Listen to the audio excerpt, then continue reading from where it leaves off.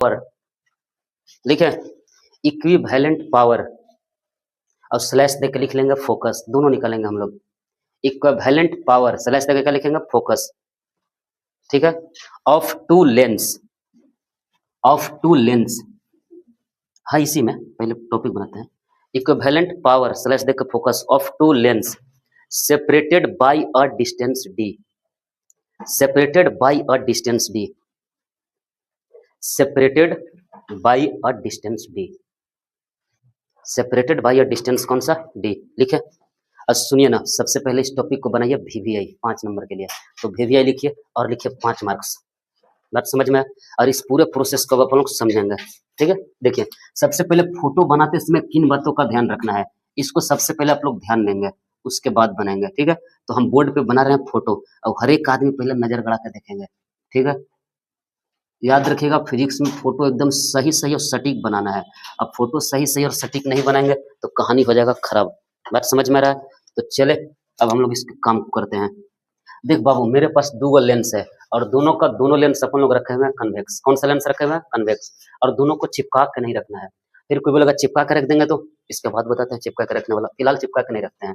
और यहाँ से हमने एक खींच रखा है प्रिंसिपल एक्सिस, बात समझ में चला। अरे जो दो लेंस हुआ इसका प्रिंसिपल एक्सिस खींच रखे हैं। अब एक लाइट रे को ले आते हैं जो पैरेलल जाए, जो क्या जाए चला पैरेलल, ठीक है। तो हम लोग एक लाइट रे को ले आते हैं जो पैरेलली क्रॉस करता है। तो याद रखिएगा अगर जो पैरेलल आने वाला लाइट रे है, अगर यहाँ पे कोई लेंस नहीं रहता, चला जैसे ये लाइट रे को हम लोग ऐसे पैरेलल लेके आते हैं, अगर यहाँ पे कोई लाइट रे नहीं रहता, ठीक है, तो यह लाइट रे इस डायरेक्शन में से आगे कंटिन्यू जाता कि नहीं जाता, इस डायरेक्शन में से कंटिन्यू जाता। अगर दोनों में से कोई लेंस नहीं होता तो 100% जाता। लेकिन यहाँ के आने के बाद पता है क्या है, यहाँ के आने के बाद होगा पहला लेंस मिलेगा, और चूंकि लेंस है तो लाइट तो बेंड होगा, 100% बेंड होगा। तो यहाँ से यह लाइट रे बेंड होगा और बेंड होके आएगा यहाँ पे, बात समझ में आया। लेकिन जब भी यह लाइट रे बेंड होकर यहाँ पे आएगा तो यहाँ पे आने के बाद इसको वापस से दोबारा लेंस मिलेगा, मिलेगा। और चूंकि इसको वापस से दोबारा लेंस मिलेगा तो यह लाइट रे वापस से दोबारा ऐसे बेंड होगा, बेंड होगा नहीं होगा।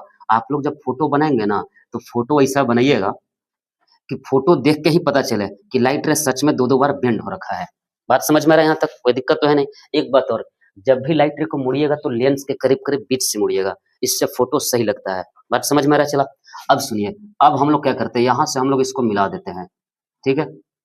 और जो अभी तक हम लोग कंसेप्ट पढ़े हैं उन्हीं कंसेप्ट का इस्तेमाल करेंगे। याद रखिएगा बिहार बोर्ड में जैसे 5 नंबर या ये सब जो 5 नंबर का जो टॉपिक देता है इसमें बहुत ज्यादा दम दिलासा होता है नहीं, बात समझ में। हल्ला मत करिए, आज तो हल्ला मत करो कम से कम, ठीक है। अब सुनिए यहाँ तक पूरा कहानी ठीक है। अब ये जो लाइट रे है ना, चला ध्यान सुनिएगा, इस लाइट रे को हम लोग ऐसे बढ़ा देते हैं पीछे, स्ट्रेट लाइन में बढ़ाइएगा, अगर हमसे थोड़ा स्ट्रेट लाइन ना भी बनाए फिर भी, ठीक है। तो इसको ऐसे सीधा स्ट्रेट लाइन में बढ़ाइएगा, कोई दिक्कत तो है नहीं। अब हम आपसे कुछ कुछ चीजें और है जो बताते हैं, क्या बताते हैं। इस वाले लेंस का जो फोकस है, इसके फोकस को मानते हैं f1, क्या मानते हैं चला f1। अरे ये वाला जो लेंस है इसके फोकस को कितना मानते हैं f2। ये बात आपको समझ में आ गया। अब सुनिए, यहाँ से यहाँ तक का जो डिस्टेंस है दोनों लेंस के बीच का, इस वाले डिस्टेंस को अपन लोग बोलेंगे d, यानी इन दोनों के बीच का डिस्टेंस d हो रखा है। यहाँ तक कोई दिक्कत। अब सुनिए, अभी थोड़ी देर पहले हम आपको पढ़ा रहे थे डेविएशन, पढ़ा रहे थे ना, और डेविएशन में क्या था, इंसिडेंट लाइट रे और रिफ्रैक्टेड लाइट रे, इनके बीच के एंगल को डेविएशन बोलते हैं। तो पहला वाला लेंस के लिए क्या हो जाएगा, पहला वाला लेंस के लिए ये हो जाएगा इंसिडेंस लाइट रे, ये हो जाएगा रिफ्रैक्टेड लाइट रे। तो इसके बीच वाले इस वाले एंगल को अपन लोग बोलेंगे डेल्टा 1। थोड़ा सा छोटा दिख रहा होगा, हम इसको बड़ा करके यहाँ पे लिख देते हैं कि यहाँ पे जो लेटर लिखा हुआ है डेल्टा 1 है, क्योंकि मेरे पास स्पेस छोटा इसीलिए। दूसरा वाला के लिए देखिए, दूसरा वाला के लिए ये इंसिडेंट लाइट रे हुआ और ये वाला रिफ्रैक्टेड लाइट रे हुआ, हुआ कि नहीं हुआ। तो ये वाला इंसिडेंस हुआ, ये वाला रिफ्लेक्टेड हुआ, यानी ये वाला जो एंगल बनेगा ना, इस वाले एंगल को अपन लोग बोलेंगे डेल्टा 2। क्या बोलेंगे चला डेल्टा 2, यहाँ पे लिख दिया बगल में इसका वाला कहानी। ये बात समझ में आया। अच्छा कोई आदमी बोलेगा ना कि अगर दोनों लेंस को हम एक साथ जोड़ के देखें, तो दोनों लेंस को एक साथ जोड़ के देखेगा तो उसको फाइनल रिजल्ट पता है क्या मिलेगा, उसको फाइनल रिजल्ट मिलेगा ना कि लाइट रे यहाँ से आ रहा था यहाँ से, और मुड़ के इतना टेढ़ा हो गया है, यही मिलेगा ना। अगर कोई आदमी एकदम शुरू से देखना चाहे पूरा माहौल को, तो बोलेगा कि लाइट रे यहाँ पे आ रहा था अब मुड़ के चला गया है यहाँ पे, तो उसके लिए जो फाइनल मैंने इंसिडेंट लाइट रे हो जाएगा और रिफ्रैक्टेड लाइट रे हो जाएगा। तो टोटल का टोटल अगर उस आदमी को नजर आएगा तो टोटल का टोटल उस आदमी को ये वाला नजर आएगा। तो इस वाले को अपन लोग बोल दिए हैं डेल्टा। क्या बोल दिया चला डेल्टा। यहाँ तक कहानी ठीक है। अब सुनिए, ये वाला जो हाइट है, इस वाले हाइट को अपन लोग बोल दिए हैं h1। क्या बोल दिया चला h1। और ये वाला जो हाइट है इस वाला हाइट को बोल दिया है h2। क्या बोल दिया है चला h2। तो कोई वो आदमी रहेगा ना तो उसको पता चलेगा कि इतना डिस्टेंस हुआ h1 है, इतना डिस्टेंस हुआ h2 है, तो ये जो बचल का डिस्टेंस होगा ना मास्टर साहब वह h1 माइनस h2 के बराबर हो जाएगा। हम यहाँ तक बात ये हो ठीक है, कोई समस्या तो है नहीं। इतना तक फोटो आपको समझ में आ रहा है। फोटो एकदम नीट एंड क्लीन बनाएंगे, फोटो में अगर गड़बड़ बन गया तो फिर आ जाएगा दिक्कत। फोटो एकदम नीट एंड क्लीन बनाना है। अब इसको बोलेंगे ओ, इसको क्या बोलेंगे ओ डैश। नामकरण कर देते हैं, इसका नामकरण क्या कर दें एबीसी कर दें। एबीसी ठीक लगेगा, के लिख दें तो दुइयों को पॉइंट न के पे चलेगा। ए इसका नामकरण कर देते हैं ए, पॉइंट का नाम कर देते हैं, इसका नाम कर देते हैं बी, इसका नाम कर देते हैं सी, इसका नाम कर देते हैं डी। हो गया। अब ओ डैश हो गया। इसके अलावा तो कोई नामकरण का जरूरत है नहीं। इतना फोटो नीट एंड क्लीन आपसे बन जाएगा, कोई समस्या नहीं है ना। पेज के बीच में बनाइएगा, साइड में मत बना देना है।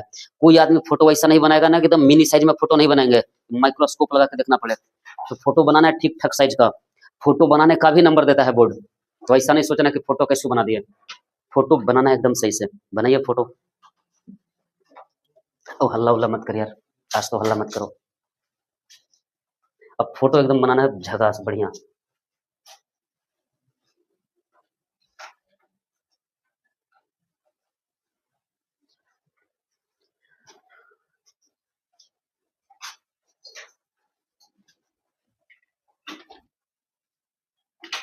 बना लिए, बनाइए जल्दी से फोटो बनाइए।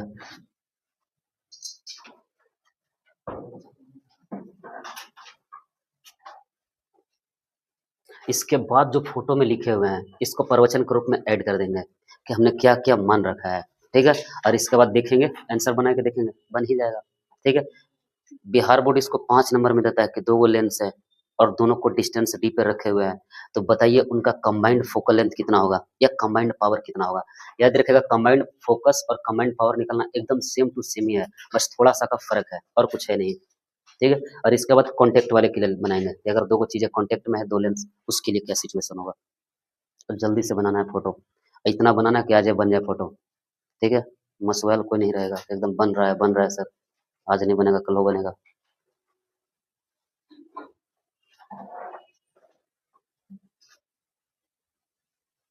और जहां से लाइट रे मुड़ना चाहिए आपके फोटो में भी दिखना चाहिए कि सच में लाइट रे वहां से मुड़ रहा है। बात समझ में आ रहा है ना। ऐसा नहीं कि आपको फोटो ये देख के लगभग नहीं करे कि लाइट रे मुड़ा हुआ है। और कोई आदमी बीच से लाइट रे को टेढ़ा नहीं करेंगे, लाइट रे टेढ़ा चलता ही नहीं है। अगर आप अपने कॉपी में लाइट रे को टेढ़ा चला रहे हैं, इसका मतलब है कि फिजिक्स के नियम को आप चैलेंज कर रहे हैं। ज्योमेट्रिकल ऑप्टिक्स का जो नियम है आप उसको एकदम खुलेआम चैलेंज कर रहे हैं, ठीक है। तो वैज्ञानिक बनने वाले श्रेणी में अभी नहीं जाना है, अभी जो थ्योरी खोज हो गया है उसी पे भरोसा करना है। और लेंस बनाना है कोना वाला, गोल वाला लेंस नहीं बनाना है। आप लोग देखते नहीं कि मेरा मास्टर कैसे बनेला है, आप लोग लपेट देते हैं कैसे, बताओ।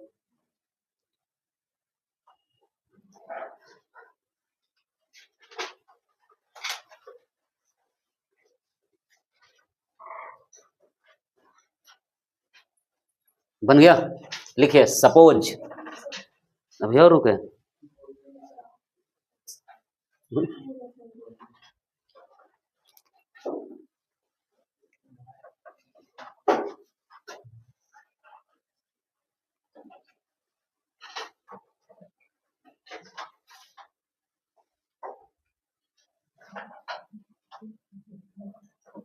लिखिए, अब तो लिख लो यार, अब तो फोटो बन जाना चाहिए। बन गया ना। लिखिए suppose,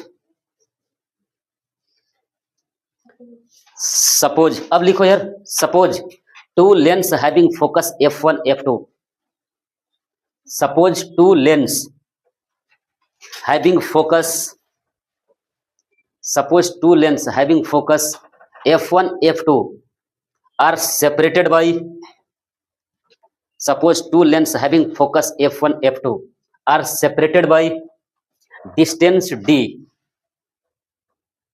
are separated by distance d, and their deviation are, delta 1 and delta 2 respectively, and their deviation are delta 1 and delta 2 respectively, and their deviation are delta 1 and delta 2 respectively, and their deviation are delta 1 and delta 2 respectively. यहाँ तक बात समझ में आ गया। अब क्या लिखेंगे, अब कुछ मत लिखिएगा, छोड़ दीजिए, ठीक है। बाकी चीजें फोटो में ऑलरेडी लिखा हुआ है, कोई समस्या तो है नहीं। डेल्टा 1 डेल्टा 2 सब लिखा हुआ है। सुनिए आगे का कहानी अब हम लोग स्टार्ट करते हैं। डेल्टा 1 डेल्टा 2 के अलावा आप लोग एकदम आराम आराम से देखिएगा, ठीक है। ट्रायंगल के संबंध में आप लोग एक बात जानते होंगे चला कि अगर कोई ट्रायंगल है, एकदम ध्यान सुनिएगा, अगर कोई ट्रायंगल है आपके पास, तो ट्रायंगल में जो बाहर का जो एंगल बनता है ना, वह अंदर वाले दो गो एंगल के जोड़ के बराबर होता है। यानी ये जो दोनों एंगल है ना, इन दोनों को जोड़ देंगे ना, तो इस वाले एंगल के बराबर वैल्यू आ जाएगा। यस और नो, 100% आ जाएगा।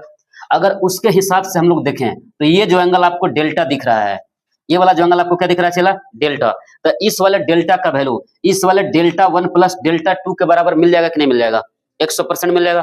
तो हम लोग इसको लिख दे सीधा सीधा कि कुछ ऐसे लैंग्वेज में लिखना पड़ेगा, कुछ लैंग्वेज में लिख दें, सीधा सीधा लिख देंगे, पच जाएगा ना, नहीं हम लिख देते हैं इन ट्रायंगल, बाद में कोई आदमी हल्ला मचाएगा, उससे बढ़िया एक लाइन लिखे देते हैं। In triangle A B D, एगो ट्रायंगल आपको ए बी डी दिख रहा है चला, नहीं दिख रहा है तो ए कुछ है क्या चला उन्हें, तो ए बी डी ट्रायंगल में जो डेल्टा का वैल्यू होगा ना, वह डेल्टा 1 प्लस में डेल्टा 2 के बराबर हो जाएगा। यस और no, if delta 1 is very small, देखो if delta 1 is very small, मान लेते हैं कि डेल्टा 1 का वैल्यू बहुत ज्यादा छोटा हो जाए, तो इस वाले डेल्टा 1 का जो वैल्यू है ना, वह डेल्टा 1 का वैल्यू करीब करीब किसके बराबर हो जाएगा, 10 डेल्टा 1। अब 10 डेल्टा 1 का अगर हम लोग उसमें वैल्यू निकालेंगे तो 10 डेल्टा 1 का वैल्यू निकल जाएगा H1 माइनस में H2 बटा में D के बराबर। यस और नो, 100% निकलेगा। अब यहाँ से 10 डेल्टा 1 को अपन लोग लिख सकते हैं डेल्टा 1 बराबर में H1 माइनस H2 बटा में D। यस और नो, और यहाँ से अगर इसी प्रोसेस को आगे लिखें तो यहाँ पे हम लोग लिख सकते हैं H1 माइनस में H2 बराबर में D डेल्टा 1। यस और नो, ये वाला इधर जाएगा तो, और यहाँ से अगर H2 लिखेंगे तो H2 बराबर में लिख सकते हैं H1 माइनस में D डेल्टा 1। ये वाला इधर चला गया, ये वाला इधर चला गया, ये बात समझ में आ रहा है, यहाँ तक कोई दिक्कत है नहीं। अब ऊपर वाला लाइन से आते हैं, इसको मान लेते हैं इक्वेशन नंबर फर्स्ट, ठीक है। From equation number 1, equation number 1 से पूरा कहानी अब अपन लोग निकालते हैं, बात समझ में। तो अगर इक्वेशन नंबर 1 से कहानी निकालते हैं तो थोड़ी देर पहले पढ़ा रहते हैं कि डेल्टा बराबर होता है H/F। यस और नो, 100% होता है H/F। तो अगर ये वाला के लिए निकालेंगे फाइनल के लिए, तो फाइनल के लिए हाइट का वैल्यू किसका बराबर है, H1, और इसका वैल्यू किसका बराबर है, F इक्विवेलेंट। अगर इसके लिए निकालेंगे डेल्टा 1 का जो वैल्यू निकालेंगे, तो डेल्टा 1 का जो वैल्यू है ना, वह H1 बटा में F1 के बराबर होगा। और अगर इसके लिए निकालेंगे डेल्टा 2 का वैल्यू, तो वह H2 बटा में किसका बराबर होगा, F2 के बराबर होगा कि नहीं बराबर होगा, इसमें तो कोई समस्या है नहीं। अब H1 बटा में जो F इक्विवेलेंट का जो वैल्यू होगा, वह H1 बटा में F1, अब प्लस में H2 का वैल्यू देखिए आप निकाल रखे हैं, तो वह H1 माइनस में D डेल्टा 1 और डिवाइड में किसके, F2। ये जो वैल्यू लिखे हैं H2 का वैल्यू है, तो हमने H2 का वैल्यू लिखा, इसको किससे डिवाइड किया, F2 से डिवाइड किया। अब इसको अपन लोग H1 बटा में F इक्विवेलेंट बराबर में H1 बटा में F1 प्लस में, इसको अपन लोग सेपरेट कर देते हैं डिवाइड, तो H1 बटा में F2 माइनस में D डेल्टा 1 डिवाइड में F2, ऐसा हो जाएगा कि नहीं हो जाएगा। अब सुनिए आगे का कहानी, H1 बटा में F इक्विवेलेंट बराबर में H1 बटा में F1 प्लस में, यहाँ पे क्या मिल रखा है, H1 बटा में F2 माइनस में D। अब सुनिए ना, D बाई F2 पहले कर देते हैं, D बाई F2। अच्छा, थोड़ी देर पहले जो है ना, इस वाले डेल्टा 1 का वैल्यू आप यहाँ पे लिखे हुए हैं, तो डेल्टा 1 का वैल्यू किसके बराबर लिखे हैं, H1 बटा में F1। यही ना डेल्टा 1 के जगह पे H1 बटा F1 लिखे हैं, तो इस वाले डेल्टा 1 के भी जगह पर आप लोग क्या लिख सकते हैं, H1 बटा में F1 लिख सकते हैं कि नहीं लिख सकते हैं। यहाँ पे भी H1, यहाँ पे भी H1, सब जगह H1 आ गया। अगर इसी लाइन को अपन लोग आगे लिखेंगे तो H1 बटा में F इक्विवेलेंट बराबर में, यहाँ वहां सब में से H1 कॉमन ले लेते हैं, तो 1 बटा F1 plus 1 by F2 minus में D डिवाइड में F1 F2, ऐसा मिलेगा कि नहीं मिलेगा। और H1 से H1 कैंसिल हो गया, तो 1 बाई F इक्विवेलेंट बराबर में क्या मिलेगा, 1 by F1 plus 1 by F2 minus में D डिवाइड में F1 F2। अगर आपके एग्जाम में सिर्फ फोकस निकालने के लिए आएगा तो ये आंसर आ गया फोकस वाला। अगर एग्जाम में सिर्फ फोकस निकालने के लिए आएगा तो यहाँ तक निकाल देंगे तो सिर्फ फोकस निकल जाएगा, बात समझ में आया। लेकिन अगर पावर निकालने के लिए देगा तो पावर निकालने के लिए एक लाइन आपको एक्स्ट्रा लिखना है, क्या लिखना है, 1 बाई F इक्विवेलेंट बराबर में, ठीक है, 1 बाई F1 प्लस में 1 बाई F2 माइनस में D, और इसको अपन लोग ऐसा लिख देते हैं सेपरेट करके, 1 बाई F1 इंटू में 1 बाई F2, ऐसा कर दे चला। अब सुनिए, 1 बाई F1 को P बोलते हैं कि नहीं बोलते हैं, तो 1/f1 को p इक्विवेलेंट बोलेंगे, इसको क्या बोलेंगे p1, इसको क्या बोलेंगे p2, माइनस में d, इसको बोलेंगे p1 और इसको बोलेंगे p2। अगर आपसे कोई पूछेगा कि अगर हमारे पास दो, अगर पावर निकालने के लिए देगा तो पावर निकालने के लिए आपको निकालना है p इक्विवेलेंट बराबर p1 प्लस p2 माइनस में d p1 p2। बात समझ में आया? और अगर फोकस निकालने के लिए देगा तो यहाँ तक आने के बाद कहानी खत्म हो जाएगा। फोकस निकालने के लिए 1/f इक्विवेलेंट बराबर 1/f1 प्लस 1/f2 माइनस में d f1 f2।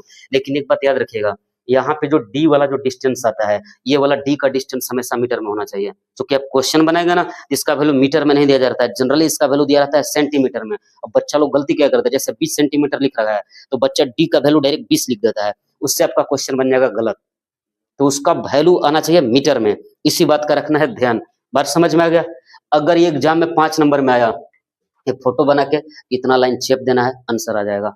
ये आपको समझ में आया? एक बार फिर से समझाना है, एक बार फिर से पहले छाप लिया जाए, एक बार फिर से समझा देते हैं।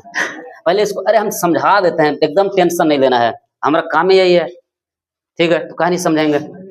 शुरुआत में जब हम लोग बना रहे